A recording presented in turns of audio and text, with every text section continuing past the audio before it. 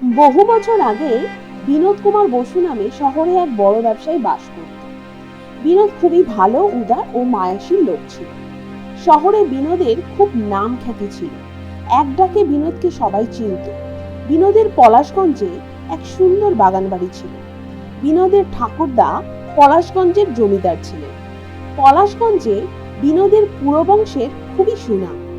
বিনোদ কোনোদিন পলাশগঞ্জের বাড়িতে যেত না, কিন্তু বহুবার বাড়ি দেখাশোনার জন্য লোক রেখেছে। কিন্তু এক মাস তো দূরের কথা, এক রাতও কেউ থাকতে পারত না। তাই পলাশগঞ্জে বিনোদের এক দূর সম্পর্কের পিসি থাকতেন। তিনি গিয়ে বাড়িটা মাঝে মাঝে দূর থেকে দেখে আসতেন, কাছে যাওয়ার সাহস পেতেন না। এরকম একদিন পিসি বাড়িটা দেখতে গিয়ে দেখে বাড়িটার একটা দেওয়াল ধসে পড়েছে। এই দেখে পিসি শহরে বিনোদের সঙ্গে দেখা করতে যায়। পিসিমাকে দেখে বিনোদ বলল, আরে পিসিমা, কেমন আছো? ভালো আছি বাবা, তুই ভালো আছিস তো? হ্যাঁ পিসিমা, আমি ভালো আছি। কিন্তু তুমি হঠাৎ এতদিন বাদে এলে, বাড়িতে সব ঠিক আছে তো? বাড়িতে সবাই ঠিক আছে, সে নিয়ে চিন্তা করিস না। আসলে তোর বাগান বাড়ির একটা দেওয়াল ধসে পড়েছে, ওটা ঠিক করার ব্যবস্থা কর।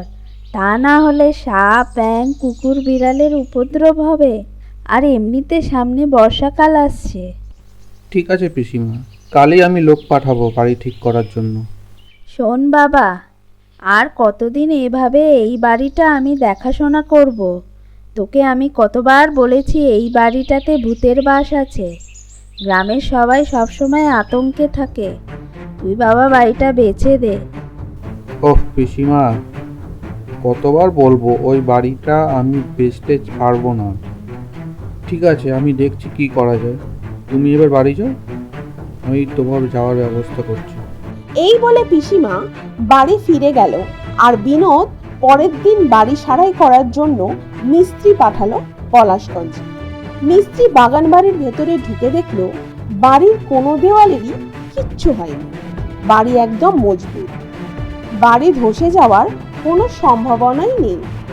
মিস্ত্রি একটু অবাক হলো আর ভাবলো বিনোদবাবুকে কেউ ভুল খবর দিয়েছে। যেহেতু মিস্ত্রির বাড়ি পলাশগঞ্জ থেকে অনেক দূর, তাই সেই রাতে সে বাগান বাড়িতেই থেকে গেল। মাঝরাতে হঠাৎ মিস্ত্রির ঘুম ভেঙে গেল। সে শুনতে পেল একটা হাসির আওয়াজ, আর সেই আওয়াজটা আসছিল ঘরের বাইরে থেকে। মিস্ত্রি বিছানা ছেড়ে উঠে জানলা দিয়ে বাইরেটা দেখল। জানলা বরাবর একটু দূরে একটি গাছ ছিল। মিস্ত্রি সেই গাছটি ও বাইরের আশপাশটা খুব ভালো করে দেখল, কিন্তু সে কিছু দেখতে পেল না। তারপর সে যেই পিছনে ঘুরল, সে দেখল একটা কঙ্কাল দাঁড়িয়ে আছে। এই দেখে মিস্ত্রি চমকে উঠল, আর কোনো কথা না বলে এক ছুট মেরে বাগান বাড়ি থেকে বেরিয়ে ওখান থেকে পালিয়ে গেল। এরপর মিস্ত্রি পরের দিন বিনোদকে গিয়ে সমস্ত ঘটনাটি বলে। তা শুনে বিনোদ মিস্ত্রিকে বলে, ঠিক আছে, তুমি এখন যাও, কাল এসে তোমার টাকাটা নিয়ে যাবে। আর আমি এবার নিজেই যাব পলাশগঞ্জে। আমাকে এবার নিজেই ওই ব্যাপারটা দেখতে হবে। এই বলে বিনোদ পরের দিন সকালে রওনা হলো পলাশগঞ্জে যাওয়ার জন্য। রাতে গিয়ে পৌঁছালো বাগান বাড়িতে। বাড়ির চারিদিকটা ভালো করে লক্ষ্য করলো, দেখলো বাড়ির কোথাও কিচ্ছু হয়নি। তারপর বিনোদ বাড়ির ভেতরে ঢুকলো। ভেতরে গিয়ে দেখলো বাড়িটা খুব পরিষ্কার আর গোছানো। দেখে মনেই হচ্ছে না বহু বছর ধরে এখানে কেউ থাকে না। একটু অবাক হলো, আবার ভাবলো হয়তো পিসিমা এসে পরিষ্কার করে গিয়েছে। এরপর বিনোদ শুয়ে পড়ল, আর সেই রাতে পিসিমার সাথে দেখা করতে গেল না। মাঝরাতে হঠাৎ বিনোদের ঘুম ভেঙে গেল, আর খুব জল তেষ্টা পেয়েছিল। সে দেখলো জলের জগটাতে জল নেই। বিছানা থেকে উঠে যেই জগটা নিয়ে যাবে, হঠাৎ গ্লাসটা তার হাত লেগে মাটিতে পড়ে যায়। মাটি থেকে গ্লাসটা তুলে যেই টেবিলে রাখতে যাবে, দেখলো জগটায় জল ভর্তি। তা দেখে নিজে নিজে বলল, জগটা খালি ছিল না, এখন তো জল ভর্তি। হয়তো আমি ঘুম চোখে ভুল দেখেছি। এরপর বিনোদ জল খেয়ে ঘুমিয়ে পড়ল। পরের দিন সকালবেলায় পিসিমার বাড়ি গিয়ে হাজির। পিসিমা বিনোদকে দেখে বলল, কি রে বিনোদ, হঠাৎ তুই এখানে? তুই তো মোটে এখানে আসতে চাস না। হ্যাঁ পিসিমা, আসতে হলো আমাকে। আমি এতদিন ধরে তোকে বলেছি, তুই বিশ্বাস করলি না। এবার বিশ্বাস হলো তো? না পিসিমা, আমার এখনো বিশ্বাস হয়নি। কি? এরপরও বলছিস তুই বিশ্বাস করিসনি? আমি তো কাল রাতে ওই বাগান বাড়িতেই কাটালাম, কই তেমন কিছু তো দেখলাম না, ভালোই তো ঘুমালাম। জানি না বাপু, তাহলে কেন সবাই পালায় ওই বাড়ি থেকে? তুমি বললে বাড়ির একটা দেওয়াল ধসে পড়েছে, আমি দেখলাম বাড়ি যথেষ্ট মজবুত আর মিস্ত্রিও তাই দেখেছে। সে কি করে সম্ভব? আমি নিজের চোখে দেখে এসেছি বাড়ির একটা দেওয়াল ধসে গেছে। তোমার বয়স হয়েছে পিসিমা, তুমি ভুল দেখেছো। এই তো কাল গিয়ে বাড়িটা পরিষ্কার করে এসেছো, কই কিছু দেখেছো? আমি আমি তো ওই বাড়ি বহুদিন হয়েছে যাইনি। বলো কি? তাহলে কিভাবে বাড়িটা এত পরিষ্কার আর গোছানো ছিল? এখন ওসব কথা থাক, এখন চল একটু কিছু খেয়ে নে। কাল রাত থেকে তো তোর কিছু খাওয়া হয়নি। হ্যাঁ পিসিমা, আমার খুব খিদে পেয়েছে। শোন বিনোদ, তুই যেই কটা দিন এখানে আছিস সেই কটা দিন এখানেই থেকে যা। ওই বাগান বাড়িতে তোর থাকার দরকার নেই, বুঝলি? আরে না না, তুমি এত চিন্তা করো না, আমি ওই বাগান বাড়িতেই কটা দিন থাকবো। যদি দেখি বাড়িটাতে কোনো ভূত নেই, শুধু শুধু লোক ভয় পায়, তাহলে আমি শহরে ফিরে যাব। দেখ বাবা, আমার মন সায় দিচ্ছে না, এবার তুই যা ভালো বুঝিস। এরপর বিনোদ রাতে বাগান বাড়িতে ফিরে এলো। বাড়ি ঢোকা মাত্র তার যেন একটু অদ্ভুত অনুভূতি হলো।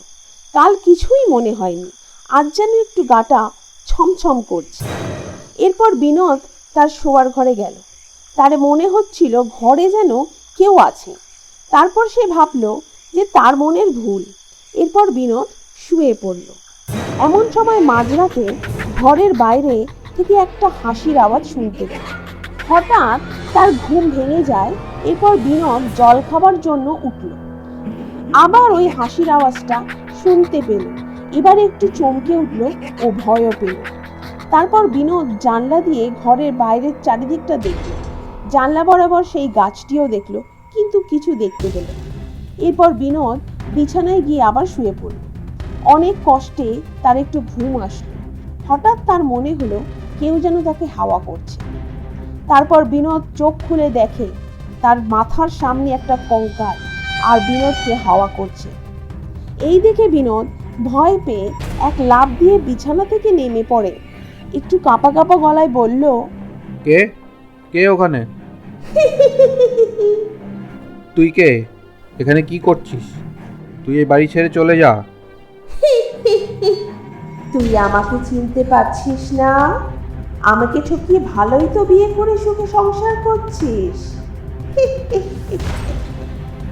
তারপর আস্তে আস্তে ওই কঙ্কালটা একটা মেয়ের রূপ ধারণ করল। আর তা দেখে বিনোদ বলল, মালা তুমি? হ্যাঁ, আমি তোমার মালা। তুমি এখানে কি করছো? তুমি এই বাড়িটা ছেড়ে চলে যাও। না, আমি যাব না। আমি বহু বছর ধরে তোমার অপেক্ষা করছিলাম। যখন দেখলাম তুমি কিছুতেই আসছো না এই বাগান বাড়িতে, তাই আমি দেওয়াল ধসে যাওয়ার ঘটনাটা ঘটিয়েছিলাম। কিন্তু কেন? কিছু প্রশ্নের উত্তরের জন্য আমার আত্মা এখনো মুক্তি পায়নি। কি প্রশ্ন? তুমি আমাকে ঠকিয়েছো বিনোদ। তোমাকে ভালোবাসা কি আমার অপরাধ হয়েছিল? আমি বিয়ের মণ্ডপে তোমার অপেক্ষা করছিলাম, কিন্তু তুমি এলে না। আমি তোমাকে ঠকাইনি মালা, তুমি আমাকে ভুল বুঝেছো। আমি আজও তোমার জন্য কাউকে বিয়ে করিনি। তুমি তো আমার কোনো খোঁজই নাওনি। জানো কি হয়েছিল বিয়ের রাতে? এই বলে বিনোদ বিয়ের রাতের ঘটনাটি বলতে শুরু করলো। আসলে বিয়ের রাতে বিনোদ পুরো পরিবার সমেত বিয়ে করার জন্য একটি বড় বাসে করে শহর থেকে আসছিল, কিন্তু সেই রাতে তাদের গাড়িটা অন্য একটা গাড়ির সাথে ধাক্কা লাগে। এই দুর্ঘটনায় সমস্ত বরযাত্রী মারা যায়। তার পরিবারের কেউ বাঁচে না, একমাত্র বিনোদই বেঁচে থাকে। তাও বিনোদ 1 মাস হাসপাতালে ভর্তি ছিল।